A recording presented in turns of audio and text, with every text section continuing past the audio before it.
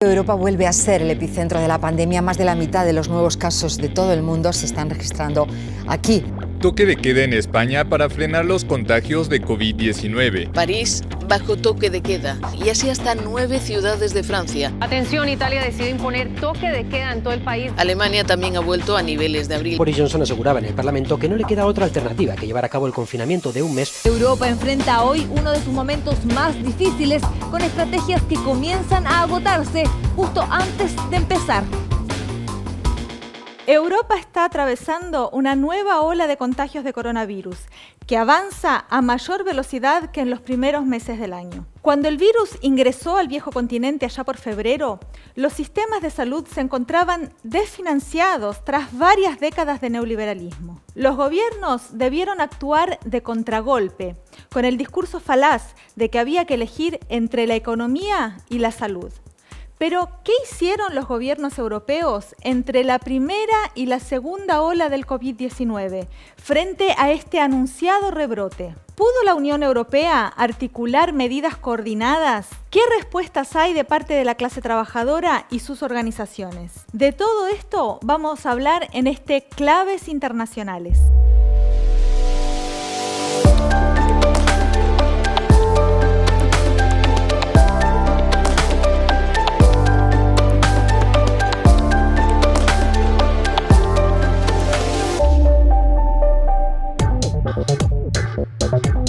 La segunda ola de coronavirus pegó con fuerza en Europa. Según fuentes de la Organización Mundial de la Salud y la Universidad de Johns Hopkins, ya hay casi 1.300.000 fallecidos y 13.300.000 infectados en lo que va del año. Reino Unido, Italia, Francia y el Estado español son los 4 países con más muertos. La primera ola se declaró terminada en el mes de mayo. Grupos de científicos alertaron sobre la posibilidad de un rebrote, pero los gobiernos no tomaron medidas para frenarlo. A mitad de octubre, al menos 20 países de la región vieron crecer sus tasas de contagio y hospitalización. La segunda ola en el continente es hoy uno de los principales focos de la propagación del virus. Nuevamente amenaza con desbordar los sistemas de salud. Las estrictas cuarentenas ordenadas al principio de la epidemia tuvieron un efecto muy limitado. Cuando los contagios descendieron, los gobiernos se apuraron a reabrir la economía sin tomar medidas sanitarias cualitativas para enfrentar el anunciado rebrote. Mientras tanto, el pronóstico económico para la Unión Europea es sombrío. Se prevé una caída del Producto Interno Bruto del 7,8% y un desempleo del 8,3% para este año.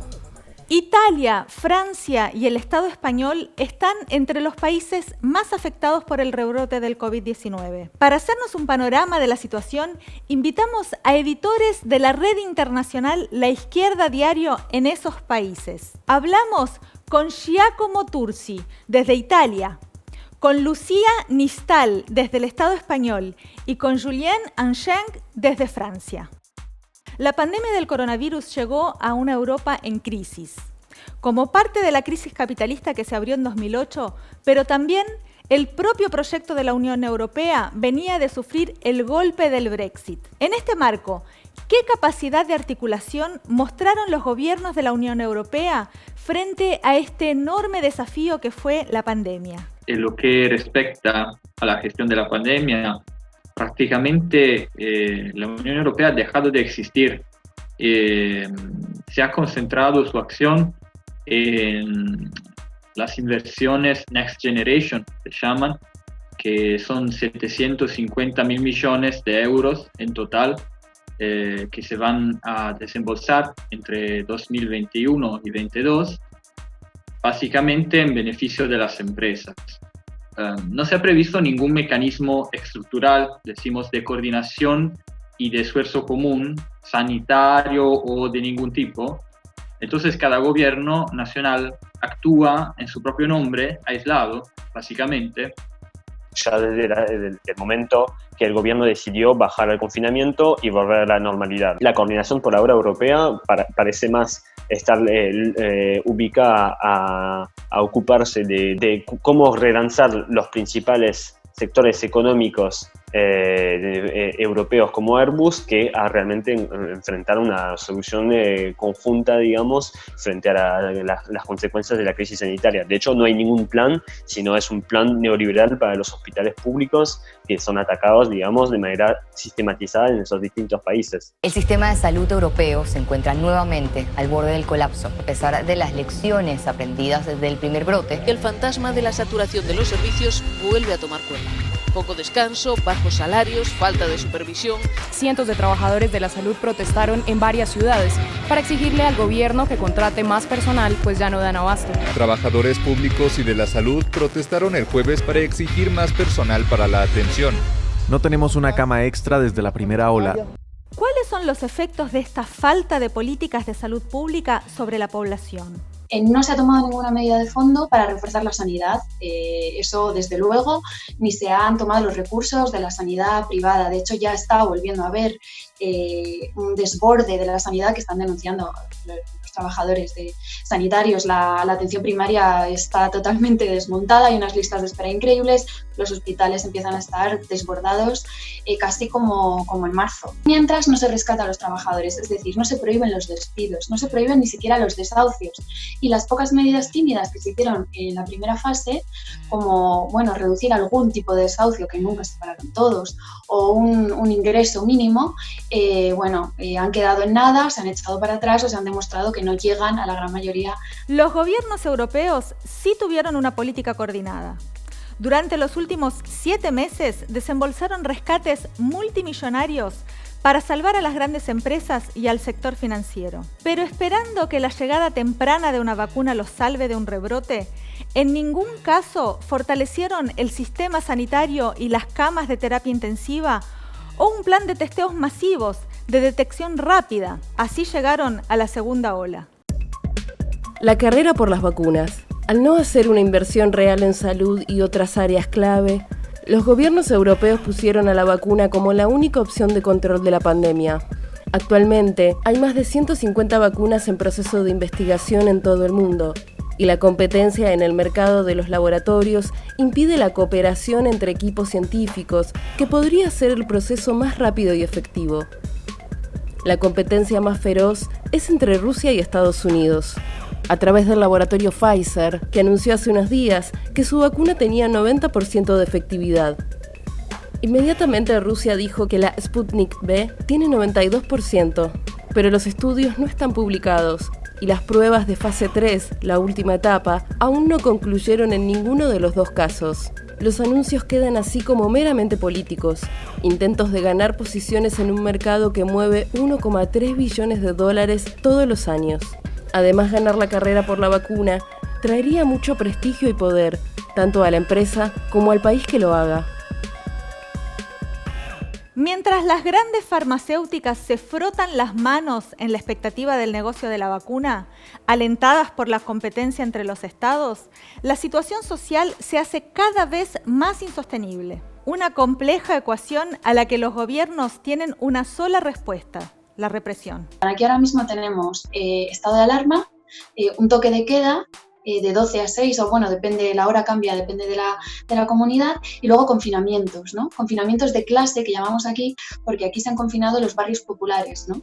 Entonces, si eras de Vallecas, por ejemplo, uno de los barrios populares más conocidos, solo podías ir a trabajar en un metro atestado de gente, pero luego cuando llegabas al barrio tenías que encerrarte en tu casa y no podías estar ni siquiera en el parque, ¿no? Y luego en otros barrios que incluso ahora tienen mayor incidencia de contagios, no tienen ese tipo de confinamiento, ¿no? Esas son las medidas que están poniendo en el centro: mayor presencia policial, mayor militarización y mayor control. Y mira, la principal respuesta que tuvo al principio el gobierno fue más o menos la misma que tuvo el gobierno español y también el gobierno italiano, ¿no? Pasar por un toque de queda. Al medio de esto pasó también algo, que es que hubo un docente asesinado por un terrorista y el gobierno trató la instrumentalización absoluta, digamos, de esa situación. o sea, de volver a agitar el problema de los musulmanes y el problema de la juventud, supuestamente, según el primer ministro, islamo-izquierdista, o sea, toda persona que criticaría la islamofobia existente en Europa sería un islamo-izquierdista, medidas que está pensando el gobierno para tratar de atacar los derechos democráticos generales. Es decir, una apuesta del gobierno actualmente es hacer una reforma que va a permitir de suprimir el derecho a filmar los policías durante las movilizaciones, impedir de filmar este tipo de represiones a través de teléfonos o lo que sea, incluso para los periodistas. También se habla de la necesidad, digamos, de volver a poner un plan antiterrorista que se llama el Vigipirat, que ya existía después de los atentados de 2015, que permite incluso, por ejemplo, a la entrada de los secundarios, obligar a averiguar las mochilas de todos los secundarios a la entrada, digamos. O sea, es un paso más, y además el gobierno anunció doblar los efectivos de policías y militares en las calles. Represión, el control policial y la militarización están acompañadas por un cínico discurso oficial que responsabiliza a la población por los contagios, en particular a los jóvenes, como si los contagios ocurriesen durante su tiempo de ocio y no en los centros de trabajo y los medios de transporte. Frente a todo esto, ¿cuál ha sido la respuesta de la clase trabajadora? Hubo una respuesta, hubo una organización desde los barrios, llamadas a presentarse frente a los centros de salud, a exigir que lo que hacía falta eran más sanitarios y no más policía. En Vallecas especialmente hubo concentraciones de bastante tamaño. Una de ellas fue duramente reprimida por la policía que le mandó el gobierno central aquí a defender el confinamiento de clase de la comunidad. Y luego ha habido otro tipo de movilizaciones, ¿no?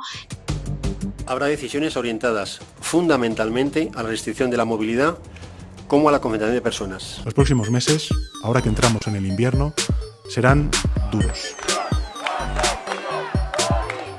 Siempre toca bailar con la más fea en los barrios bajos. Por el hecho de la discriminación que se hace con los barrios del sur. Partes que perjudican siempre a los mismos, a la clase trabajadora. Europa se adentra en el invierno con una segunda ola que registra récords de contagios. La huelga de sanitarios, que es la primera huelga en el sector desde hace 25 años, o sea, no es ninguna broma, y que sí que tuvo un gran seguimiento y continuará el último martes de cada mes, sí que es a nivel estatal. También ha habido otro tipo de movilizaciones y de huelgas de los MIR, los médicos internos residentes, de enfermeras, que también están denunciando la enorme precariedad que están sufriendo, ahora intensificada, aunque venía de antes, y como así es imposible atender con un mínimo de calidad a los enfermos. Aquí estuvimos apoyando a las trabajadoras del servicio de limpieza de un hospital, que después de sufrir todo lo que sufrieron en la primera ola, les querían recompensar privatizando su servicio, ¿no? Y eso se consiguió.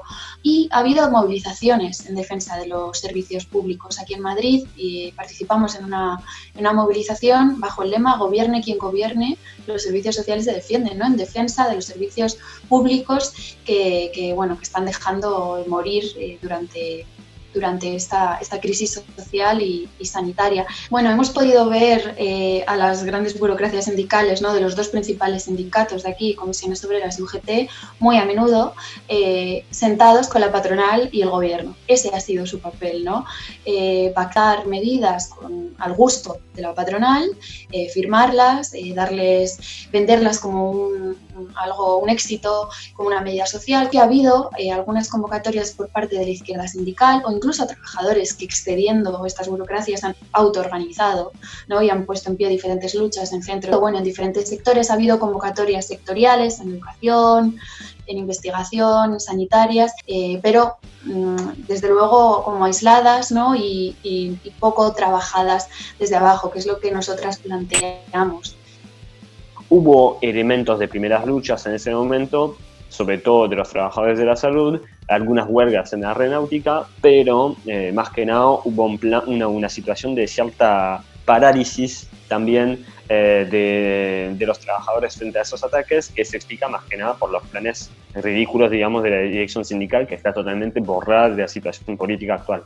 Dentro de ese juego de una unidad nacional, digamos, contra el terrorismo que está construyendo el gobierno, tuvo límites muy fuertes y sobre todo de parte de los mismos docentes que eran colegas de Samuel Paty, que fue asesinado hace un par de semanas, que hicieron incluso huelgas espontáneas en varios secundarios de París y que propusieron poner en pie por sí mismos, por no creer en las medidas de gobierno y por no creer en medidas de los rectorados, sus propias condiciones sanitarias dentro de los secundarios. Diferentes huelgas entonces que se pusieron en pie, que todavía ven ciertos límites, pero que están mucho más por arriba, digamos, de los planes de las direcciones sindicales, y esas huelgas, digamos, fueron apoyadas incluso por los secundarios, sobre todo en París, que hicieron revueltas. Les lycéens récupèrent des poubelles sur la voie publique pour bloquer leur établissement, mais la police est déjà là. Les forces de l'ordre chargent les étudiants violemment. Du coup, la police est arrivée vraiment et elle a défoncé toutes les lignes. Et elle a commencé à gazer tous les bloqueurs. Aujourd'hui, il y a eu un appel national aussi, mais on ne sait plus quoi faire en fait. Parce que là, on nous a clairement menacés, on nous a dit « vous avancez, on charge ». En acuerdo con sus propios docentes y que fueron reprimidos de una forma totalmente brutal. Acá en Toulouse, por ejemplo, el primer secundario que trató de bloquear recibió palos directamente de parte de la policía, todos recibieron una multa de 135 euros por el simple hecho de movilizarse frente a su secundario. Esa batalla de los docentes, digamos, abrió una brecha en el discurso de derecha y el giro a la derecha que trataba de hacer el gobierno de Francia. Paralelamente hubo una movilización de lo que tienes pequeños negocios, pero también una movilización de la gente más pobre de los barrios de las ciudades en distintas regiones de Italia y de sectores de trabajadores que están pagando efectivamente la crisis. La gran burocracia sindical de los tres grandes sindicatos italianos, CGIL, CISL y UIL, tiene un discurso muy de paz social con la patronal, y entonces solo quieren cambiar unos detalles del discurso que está diciendo, decimos, el gran sindicato patronal que se llama Confindustria, que ahora está muy a la ofensiva, no quiere renovar los contratos de trabajo nacionales que tienen que renovarse para 11 millones de trabajadores en este país, no quiere aumentar las pagas, que son las mismas desde años y años, y están en contra de respetar una medida totalmente formal, sin control, que aprovechó el gobierno con esta crisis, que fue tener un paro que no se puede echar de las empresas, los trabajadores, hasta el fin de esta emergencia. Una prohibición de despidos hasta el próximo marzo, que pero es totalmente formal y las empresas siguen despidiendo y cerrando, en algunos casos, como el caso de Whirlpool en Nápoles. Y en esta empresa, por ejemplo, está una movilización de los trabajadores, aunque sin una dirección sindical combativa. Hay excepciones en algunos sectores, como en la escuela, está más establecido el sindicalismo de base, con pocos afiliados respecto a los grandes sindicatos, pero que están luchando, reivindicando condiciones de trabajo más seguras y continuidad en el salario, y que no puedan echar los trabajadores. A pesar de la parálisis cómplice de las direcciones sindicales mayoritarias de la clase trabajadora, las barriadas populares, jóvenes, docentes, personal de salud, sectores de trabajadores del transporte desafían la política represiva de los gobiernos en defensa de los servicios públicos, de sus condiciones laborales y de vida. ¿Cuáles son sus perspectivas? Es el momento de organizar una gran huelga general, pero organizada precisamente uniendo todos estos sectores, la sanidad, que ya está movilizándose, la educación, los transportes, unir, ¿no?, a la juventud y los migrantes que están siendo terriblemente criminalizados y culpabilizados, a los precarios, a la clase trabajadora, y desde ahí, ¿no?, organizar una gran huelga general que imponga un plan de emergencia que impida que sigan avanzando, que aprovechen la situación para seguir avanzando con medidas antiobreras y represivas, que es lo que está haciendo este gobierno. El rebrote del coronavirus vuelve a poner de manifiesto el rol de los estados capitalistas, que volcaron los recursos públicos a garantizar los negocios de los empresarios a expensas de la salud de la población y las condiciones de vida de la clase trabajadora. Esa es la salida favorable a los capitalistas, pero no es la única. El testeo masivo de la población para rastrear los casos y hacer un confinamiento puntual era una medida posible.